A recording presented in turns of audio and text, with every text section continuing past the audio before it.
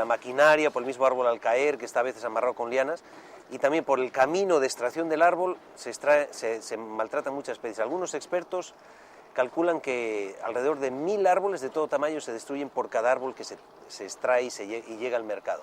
Entonces aquí, en esta balsa, posiblemente han sido dañados o destruidos árboles desde pequeño tamaño, desde plantones, más de 20 o 30.000 árboles por esta pequeña cantidad.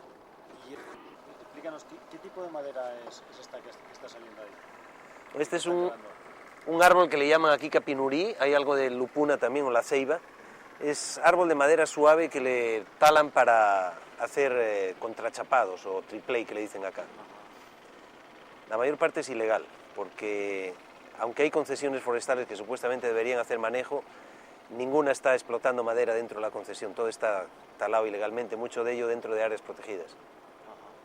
¿Qué porcentaje de madera ilegal hay ahora mismo se extrae en Perú? La mayor parte de la madera se extrae en la selva, y las cifras que tenemos de Loreto es que aproximadamente un 98% de la madera es ilegal, es talada fuera de las concesiones, dentro de áreas protegidas o en bosques declarados en reserva, ¿no? En otras regiones del Perú las cifras son muy similares, se acercan al 90%. ¿Dónde estamos ahora, José? Estamos en el barrio de Belén, que es el puerto principal de Iquitos. Un poco más allá está la calle Venecia, que como su nombre indica, hace alusión a que durante la creciente todo esto se inunda, las casas están, muchas de ellas, flotando sobre troncos. Este es el puerto donde llegan todos los productos de la selva, es una especie de crisol de las culturas amazónicas. Aquí hay gentes de todos los orígenes, tanto de la época del caucho, europeos migrantes, como de todos los pueblos indígenas. Confluyen también los productos occidentales, que vemos aquí sus señales patéticas, una muestra de qué le espera a la Amazonía en las próximas décadas si no se toman medidas para evitar la contaminación, porque con la llegada del plástico, que demora, según dicen, 1000 años en degradarse una botellita de estas, esto se va convirtiendo en un inmenso basural. Aquí ya hay metros y metros de basura, ¿y qué será dentro de unos años, ¿no? Entonces aquí llegan todos los productos de la selva, aquí por Belén ha pasado prácticamente la historia de la Amazonía.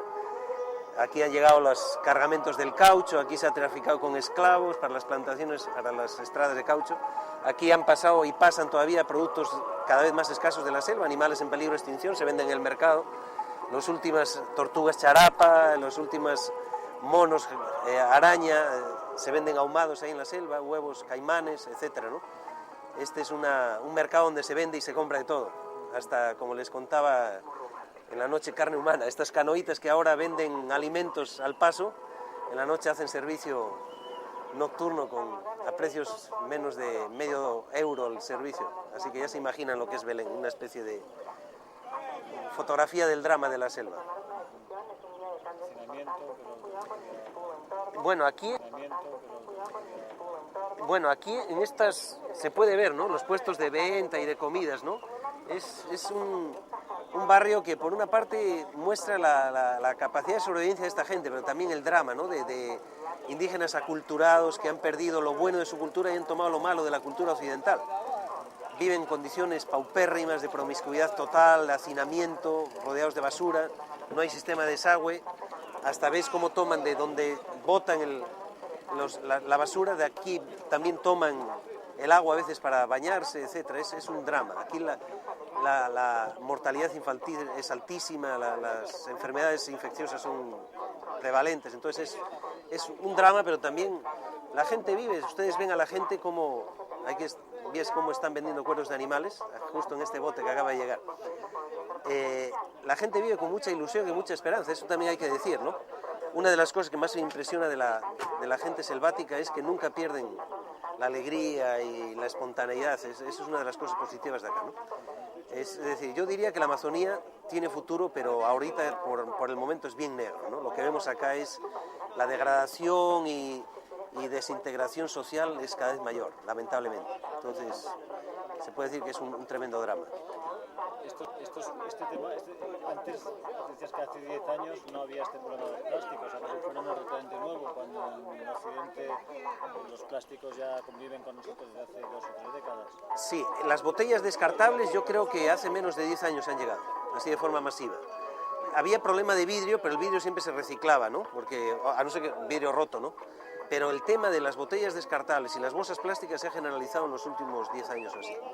Y bueno, el drama es terrible. Todo el Amazonas bajan botellas incluso desde el Ecuador y desde el Alto Amazonas. Entonces tú ves ahora en las playas se confunden las aves con las botellas flotantes, ¿no? Que deja el Amazonas. Esto es un problema que también está afectando probablemente a los animales acuáticos que ingieren accidentalmente objetos de plástico, ¿no? Bolsas, etcétera, confundiéndoles con alimento. Los delfines del Amazonas, las tortugas acuáticas, etcétera.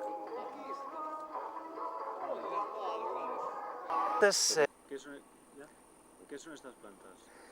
Estos son, aquí le dicen putuputu, jacintos de agua, son una planta flotante que ahora está invadiendo miles y miles de hectáreas de lagos amazónicos porque no hay predadores, junto con la lechuga de agua, esta le dicen aquí guama, o el jacinto de agua, que ahora se ha convertido en una planta invasiva inclusive en el sur de España, en Asia, en África.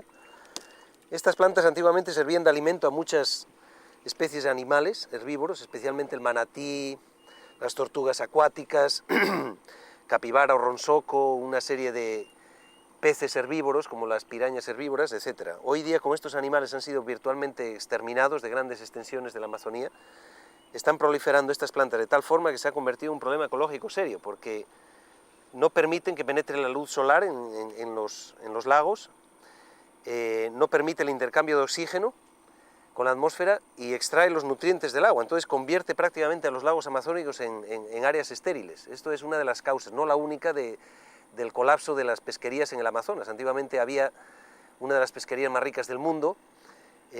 Hoy día, sin embargo, la gente está pasando hambre. Hemos visto qué pescados están pescando, pescados ya prácticamente juveniles que no tienen tiempo de reproducirse, y esto va camino a peor. Cada vez hay menos pescado y los pescan más pequeños.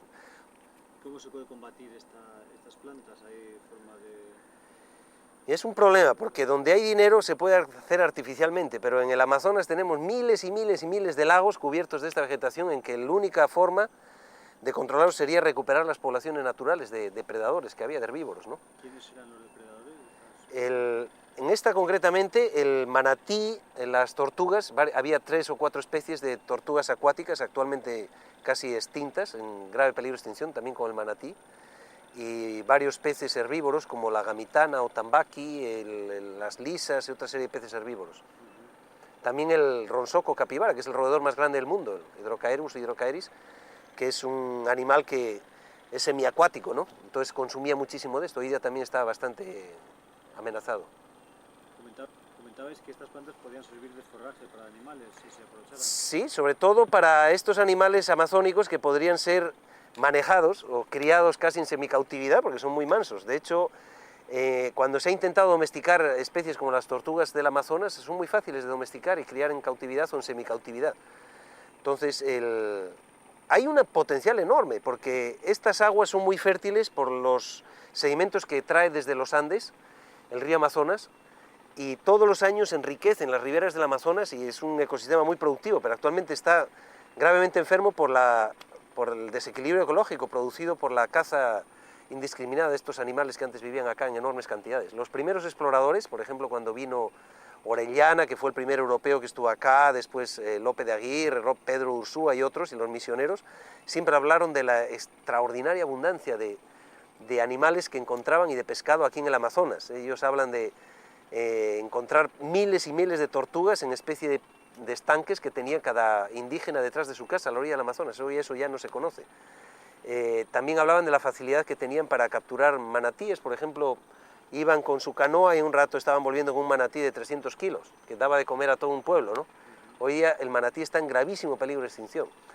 Entonces, esto que fue la principal fuente de alimento de la población amazónica y que llegó a ser considerada como una especie de paraíso. Esta zona la visitó un visitador del virrey en 1650 o 60, un tal León Pinelo, y quedó tan impresionado por la abundancia de esta región, de la confluencia del Ucayali Marañón, donde nace el Amazonas en Perú, que escribió un libro que se titula El paraíso en el Nuevo Mundo. Él estaba plenamente convencido que esto era el paraíso terrenal, y que había estado Adán y Eva acá, y que esto había sido el paraíso terrenal que habla la Biblia. Sin embargo, hoy día se está convirtiendo en un pequeño infierno, porque cada vez la gente pasa más hambre, más del 60% de los niños están con desnutrición crónica, anemia perniciosa, la pobreza alcanza 70% de la población y cada vez crece más la población y los recursos disminuyen, porque no hay manejo, hay un saqueo total, las leyes son buenas pero no se cumplen, el mundo occidental permanece bastante pasivo ante esto.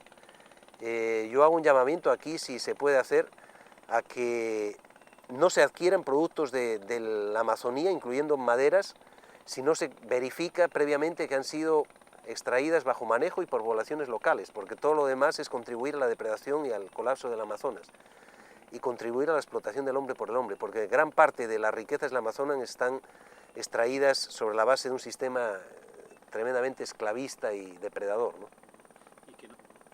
Han sido adaptadas a un ecosistema, y eso de llevar, voy a llevar un lagartito, una tortuguita, después la suelto en el río Manzanares. Hace un par de años hubo un escándalo en Madrid porque encontraron un pez amazónico, era una piraña herbívora, en uno de los pantanos, ¿no? Entonces, en este caso, no era una especie que podía ser invasiva, pero en otros casos, el cebra más, el caracol cebra, o el mejillón cebra, está invadiendo ya el Ebro. Aunque no es del Amazonas, esto podría ocurrir con otras especies. Hay que tener mucho cuidado con eso de trasplantar especies de un lugar a otro del mundo. Como esta planta, ¿no? O esta planta que está Colonizando el... tremendamente invasiva. Vale, pues listo. ¿Cómo está la situación? Nos comentáis que los pescados en el Amazonas están cayendo en volumen de capturas y en tamaño de los peces, ¿no? Sí, hay un problema gravísimo de sobrepesca, contaminación del río Amazonas, destrucción de su hábitat, y hoy se pesca en esta zona del Alto Amazonas aproximadamente un quinto o un sexto de lo que se pescaba hace apenas 8 años. Sí, entonces el problema es muy grave porque ahora se están pescando pescados que no han logrado reproducirse, son la mayoría juveniles. Este pescado se reproducía